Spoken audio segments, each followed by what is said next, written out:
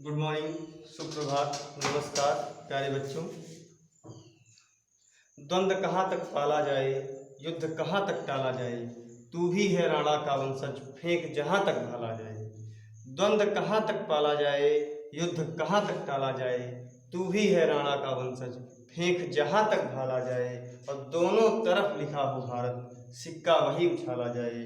दोनों तरफ लिखा हो भारत, सिक्का वही उछाला जाए। प्यारे बच्चों, वाहिद अली वाहिद की इन पंक्तियों के साथ आज का ये सेशन जो बहुत ही इम्पोर्टेंट सेशन है, बहुत ही इम्पोर्टेंट टॉपिक हम आपके सामने लेकर के आए हुए हैं। इसका नाम है नरेशन। नरेशन मतलब बातचीत, वार्तालाप, जिसको आप कन्वर्सेशन भी बोलते हैं।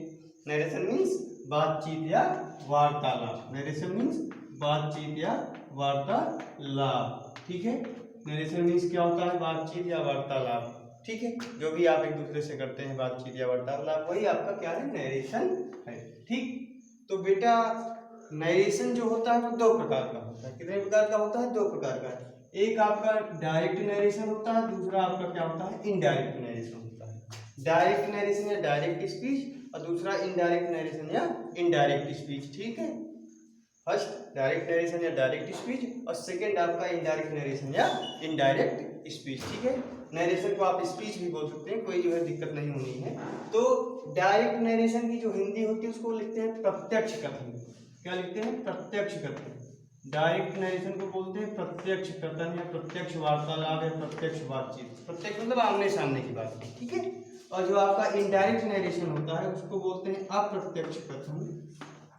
अप्रत्यक्ष कथन या बातचीत या वार्तालाप। ठीक है, इनडायरेक्ट नरेशन मीन्स अप्रत्यक्ष कथन या अप्रत्यक्ष बातचीत या वार्तालाप, और डायरेक्ट नरेशन का मतलब प्रत्यक्ष बातचीत या वार्तालाप। ठीक है, अब इस डायरेक्ट और इनडायरेक्ट नरेशन का मतलब थोड़ा सा समझ लें। जो है, जब दो व्यक्ति आपस में बात करते हैं तो उनके बीच जो कन्वर्सेशन होता है वो डायरेक्ट में होता है। ठीक है, जब जो है मान लीजिए हम और किसी जो है व्यक्ति के साथ जो है कन्वर्सेशन करते हैं या दो व्यक्ति आपस में बातें करते हैं तो क्या होता है आपका, वो डायरेक्ट नरेशन होता है। लेकिन हमारे द्वारा की गई बात को हमारे किसी एक के द्वारा जो है जब दूसरे को जाकर के बताया जाता है तो वही क्या होता है, आपका जो है इनडायरेक्ट नरेशन होता है, प्रत्यक्ष बातचीत होती है। क्लियर? आ गई बात समझ में? तो डायरेक्ट नरेशन में क्या होता है बेटा, कुछ महत्वपूर्ण चीजें हैं, अभी आगे हम पढ़ेंगे। डायरेक्ट से इनडायरेक्ट बनाने के लिए क्या क्या नियम है, क्या क्या चीजें हैं जो आपको करनी पड़ती हैं, तब आप डायरेक्ट से इनडायरेक्ट में परिवर्तन कर पाते हैं। उसके लिए हमें ये जानना जरूरी है कि डायरेक्ट नरेशन होता क्या है, इसके मेन पॉइंट्स क्या हैं, इसके मुख्य बिंदु क्या हैं, क्या क्या चीजें इसमें होती हैं जिनको हमको ध्यान में रखना है इनडायरेक्ट में परिवर्तन करते समय सेंटेंसेस का। ठीक है, आइए देखते हैं। जो डायरेक्ट जो है नरेशन होता है, डायरेक्ट स्पीच होती है, उसका फॉर्मेशन कुछ इस तरह से होता है। ऐसे जो है आपका मतलब यहाँ पे कोई सेंटेंस रहेगा और उसके बाद यहाँ पे कोई सेंटेंस रहेगा। ठीक है, यहाँ भी जो, और ये आपका डबल इन्वर्टेड कामा रहेगा। ठीक, और इस जो है सेंटेंस के बाद इसके बाद जो है आपको कामा लगेगा और यहीं से आपका डबल कामा स्टार्ट होगा, उसके बाद यहाँ पे हो जाएगा। तो डायरेक्ट नरेशन में बेटा दो महत्वपूर्ण चीजें जो होती हैं वो होती है एक रिपोर्टिंग पार्ट, दूसरा रिपोर्टेड पार्ट या रिपोर्टेड स्पीच। ठीक है, डायरेक्ट नरेशन में जो दो बहुत महत्वपूर्ण चीजें होती हैं वो होती हैं एक रिपोर्टिंग पार्ट और एक रिपोर्टेड स्पीच। अब आप कहो कि रिपोर्टेड स्पीच या रिपोर्टेड पार्ट क्या है और रिपोर्टिंग पार्ट क्या है, तो आप लोग बेटा जो है नॉर्मली इसको रिपोर्टिंग वर्ब बोलते होंगे ना, इसको जो है क्या बोलते हैं, रिपोर्टिंग वर्ब। ठीक है, तो आप रिपोर्टिंग वर्ब बोले चाहे रिपोर्टिंग पार्ट, बात एक ही होती है। क्लियर? तो आपकी जानकारी के लिए बता दिया जाए कि रिपोर्टेड स्पीच और रिपोर्टिंग पार्ट क्या है, क्या डेफिनेशन है इसकी, कैसे पहचानेंगे। भाई लिखा हुआ डायरेक्ट नरेशन है, इसमें कैसे पहचानेंगे कि ये रिपोर्टेड स्पीच है, ये आपकी रिपोर्टिंग पार्ट है, रिपोर्टिंग वर्ब है ना। तो उसके लिए वो बेटा बताया गया नियम कि जो डबल इन्वर्टेड कामा के अंदर लिखी होगी, जो डबल इन्वर्टेड कामा के अंदर लिखी होगी, किसके अंदर, डबल इन्वर्टेड कामा के अंदर लिखा हुआ जो सेंटेंस होगा, डबल इन्वर्टेड कामा के अंदर लिखा हुआ सेंटेंस क्या होता है आपका, रिपोर्टेड स्पीच होता है। क्या होता है? रिपोर्टेड स्पीच या रिपोर्टेड पार्ट होता है। ठीक है, डबल इन्वर्टेड कामा के अंदर लिखा हुआ सेंटेंस क्या होता है, रिपोर्टेड पार्ट या रिपोर्टेड स्पीच होती है। नोट कर लीजिए इस बात को कि डबल इन्वर्टेड कामा के जो अंदर लिखा हुआ सेंटेंस है वो क्या है आपका रिपोर्टेड स्पीच या रिपोर्टेड पार्ट है। क्लियर, आगे बात समझ में। और जो डबल इन्वर्टेड कामा के बाहर लिखा हुआ सेंटेंस, ठीक है, डबल इन्वर्टेड कामा के बाहर लिखा हुआ सेंटेंस है, अब ये सेंटेंस आपका इस डबल कामा वाले सेंटेंस के आगे भी हो सकता है, इसके पीछे भी हो सकता है, इधर भी हो सकता है, ठीक है, उससे आपको घबराना नहीं। मतलब मेरे कहने का ये समझ लीजिए कि डबल इन्वर्टेड कामा के बाहर लिखा हुआ सेंटेंस चाहे वो उसके आगे हो या उसके पीछे हो, वो आपका क्या होता है रिपोर्टिंग पार्ट या रिपोर्टिंग वर्ब होता है। क्लियर, इसलिए क्या है आपका रिपोर्टिंग पार्ट या रिपोर्टिंग वर्ब भी इसी को बोलते हैं, क्या बोलते हैं रिपोर्टिंग वर्ब भी कुछ लोग बोलते हैं, रिपोर्टिंग वर्ब। वैसे आप लोग एक जो है रिपोर्टिंग पार्ट बोलेंगे ज़्यादा बेहतर हो, क्योंकि ग्रामर की दृष्टि से, व्याकरण की दृष्टि से रिपोर्टिंग पार्ट ही बोलना जो है वो ज़्यादा बेहतर होगा, क्योंकि इसके अंदर जो वर्ब आती है उसको रिपोर्टिंग वर्ब हम लोग बोलते हैं। ठीक है, लेकिन बोल देंगे तो कोई दिक्कत नहीं होनी बहरहाल जो है। ठीक, तो समझ गए कि डबल इन्वर्टेड कामा के अंदर जो लिखा हुआ सेंटेंस होता है उसे रिपोर्टेड स्पीच कहते हैं। ठीक है, रिपोर्टेड पार्ट बोलते हैं। और जो डबल इन्वर्टेड कामा के बाहर होता है, चाहे वो आगे हो चाहे वो पीछे हो, क्या होता है आपका रिपोर्टिंग पार्ट होता है या रिपोर्टिंग वर्ब होती है। क्लियर, आगे बात समझ में। ठीक है, तो चलिए आइए देख लिया जाए। देखिए इसको ध्यान से देखिए, क्योंकि इन्हीं का बहुत बड़ा रोल होता है चेंज करने में किसी सेंटेंस को डायरेक्ट से इनडायरेक्ट में। रिपोर्टिंग पार्ट और रिपोर्टेड स्पीच का ही जो है बहुत बड़ा अंतर होता है।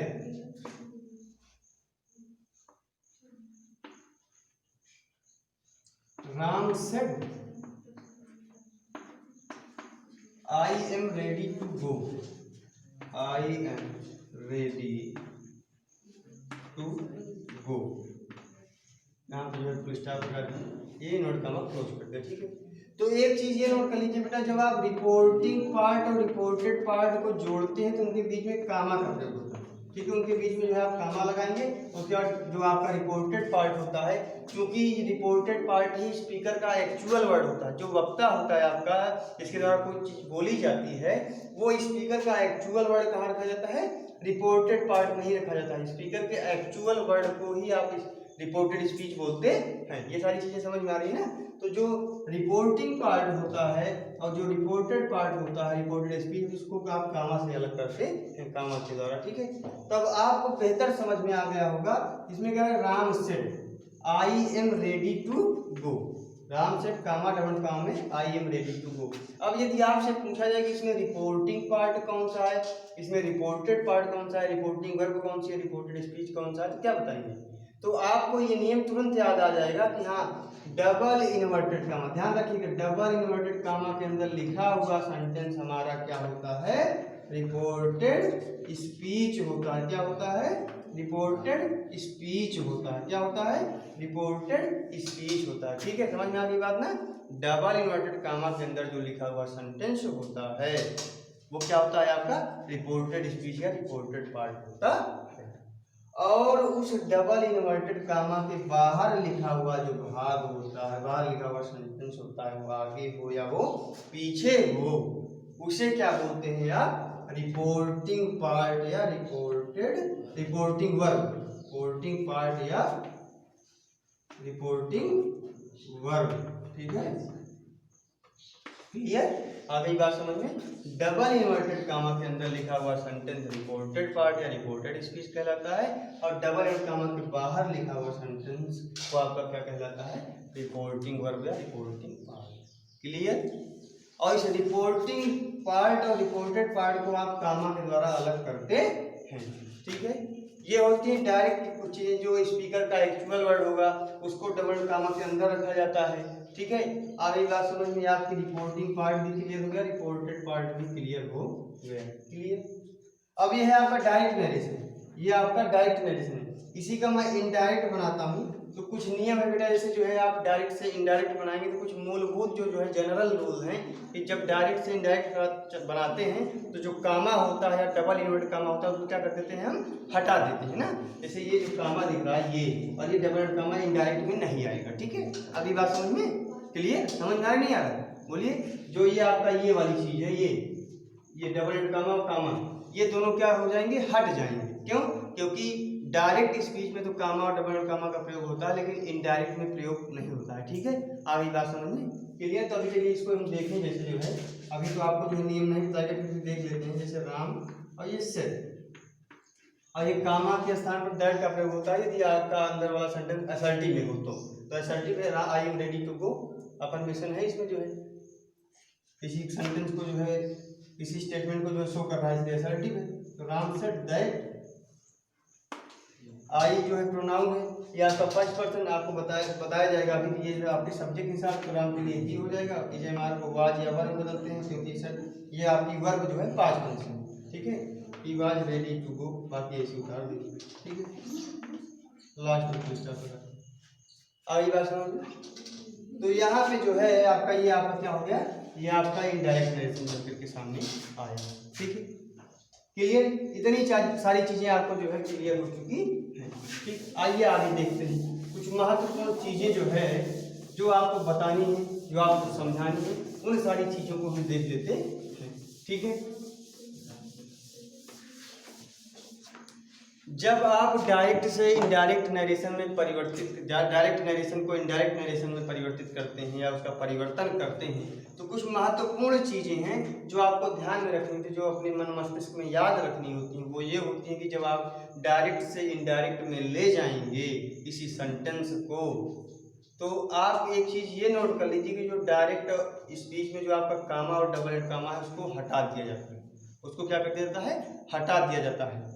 कामा के स्थान पर किसी उचित कंजक्शन का प्रयोग होता है। किसी उचित कंजक्शन का प्रयोग रिपोर्टेड स्पीच के अंदर जो सेंटेंस आया रहता है उसके हिसाब से करते हैं। कामा के स्थान पर कंजक्शन का प्रयोग होता है, संयोजक का प्रयोग, जो दोनों क्लासेस को जोड़ता है। जो रिपोर्टिंग पार्ट की क्लास होती है या रिपोर्टेड पार्ट की क्लास होती है, उसको जोड़ने का कार्य जो कंजक्शन का, संयोजक ना, संयोजक मीन्स जोड़ने वाला, बोलो भाई, तो उसका प्रयोग करते हैं। तो हर एक सेंटेंस के अकॉर्डिंग हर एक जो है वो क्या होता है, कंजक्शन अलग अलग होते हैं। ठीक है, यदि रिपोर्टेड स्पीच में आपका असर्टिव है तो आप दैट लगाते हैं। यदि आपका जो है इंट्रोगेटिव है, फर्स्ट टाइप इफ या वेदर लगाते हैं। सेकंड टाइप है तो वही इंट्रोगेटिव वर्ड ही कंजक्शन का कार्य करता है ना। कहीं कहीं जो है टू का प्रयोग करते हैं, कहीं कहीं दैट का प्रयोग करते हैं। ये सारी चीज़ें होती है कि नहीं होती? ठीक है, तो वो जो है अलग चीज़ें, उसको अभी हम आगे बताएंगे अगली जो है वीडियो में, जो है आगे जो है चर्चा करेंगे उसके बारे में। अब ये चीज़ें जो नॉर्मल रूल हैं आपकी, उसके बारे में हमको चर्चा करनी है। मतलब कि पहला नियम ये कि जब डायरेक्ट से इनडायरेक्ट में ले जाएंगे तो जो मूलभूत नियम है, कामा डबल कामा को हटा देते हैं। कामा के स्थान पर किसी उचित कंजंक्शन का प्रयोग रिपोर्टेड स्पीच के अंदर जो लिखा हुआ सेंटेंस होता है। रिपोर्टेड स्पीच मतलब समझ रहे हैं, डबल एंड कामा के अंदर जो लिखा हुआ सेंटेंस होता है ना, उसी को तो रिपोर्टेड स्पीच बोलते हो। बोलो भाई, उसी को बोलते हो ना। तो उसके हिसाब से आप कंजंक्शन का प्रयोग करते हैं। ठीक है, अब ये बात समझ में। तो उसके हिसाब से आप कंजंक्शन लगा देते, तो उसके अंदर सेंटेंस हो सकता है। वो कितने प्रकार का हो सकता है जानते हैं आप? वो 5 प्रकार का हो सकता है। वो 5 प्रकार का, कितने प्रकार का? 5 प्रकार का, 1 2 3 4 एंड 5। रिपोर्टेड स्पीच के अंदर आपको इन्हीं 5 प्रकार के सेंटेंसेस जो मिलेंगे, जो मैं लिख दे रहा हूँ, जो मैं बता दे रहा हूँ। पहला टाइप आपको हो सकता है मिल जाए असर्टिव सेंटेंस। असर्टिव सेंटेंस, या फिर असर्टिव ना मिले तो इंट्रोगेटिव मिल सकता है। Interrogative, interrogative sentence, interrogative sentence. ये भी दोनों ना मिले तो इंपरेटिव तो मिल ही जाएगा। Imperative sentence, imperative sentence. और अगर ये तीनों ही नहीं मिलते तो हो सकता है एक्सक्लामेटरी मिल जाएगा। EXCLAMATORY, exclamatory sentence, exclamatory sentence. Clear? और यदि ये चारों नहीं मिलते हैं तो जान लीजिए कि आपके लिए तो पक्का मिल जाएगा। यदि चारों नहीं मिले तो कोई ना कोई तो आएगा भाई इज्जत बचाने के लिए। बोलिए भाई, द्वार पे दुश्मन ललकार रहा है तो मेन योद्धा नहीं, कोनो जो है एक छोटे वाला योद्धा आएगा। बोलो, कोई ना कोई इज्जत बचाने, अपनी जो है आन बान शान बचाने आएगा ना। तो अगर ये चारों नहीं है तो यही आ जाएगा, आप टेटिव सेंटेंस ही आ जाएगा। कोई दिक्कत नहीं है, यही आ जाएगा, इसी को बदल देंगे, कोई दिक्कत नहीं है। हमको क्या, हमारे पास नियम रहेगा ही, जो आए उससे लड़ेंगे, है कि नहीं? तो मतलब ये कहने का ये कि आपका जो है ये रिपोर्टेड स्पीच के अंदर जो सेंटेंस है 5 प्रकार से आ सकते हैं। असर्टिव सेंटेंस आ सकता है, इंटरोगेटिव सेंटेंस आ सकता है, इंपरेटिव सेंटेंस आ सकता है, एक्सक्लामेटरी सेंटेंस आ सकता है और ऑब्जेक्टिव सेंटेंस आ सकता है। यहाँ तक बात क्लियर हो गई? ठीक है, तो अब इन्हीं सेंटेंसेस के अकॉर्डिंग आप कामा जो रिपोर्टिंग वर्ब और रिपोर्टेड जो है स्पीच के जो है बगल में जो उसको जोड़ने का जो काम करता है, जो वो कामा से जोड़ते हैं, उस कामा को हटाने के बाद जो है इन्हीं के हिसाब से आप कंजंक्शन का प्रयोग करते हैं। क्लियर आ रही बात समझ में? ठीक है, इतनी सारी चीजें क्लियर हो रही ना? ठीक, तो आप क्या करेंगे, यदि असर्टिव आए तो आप दैट का प्रयोग करते हैं, इंट्रोगेटिव आए तो इफ या वेदर का प्रयोग करते हैं। सब अलग अलग अपना कंजंक्शन लेकर के आएंगे। वो सारी चीजें हम स्पेशल कंडीशन में जो है देखेंगे।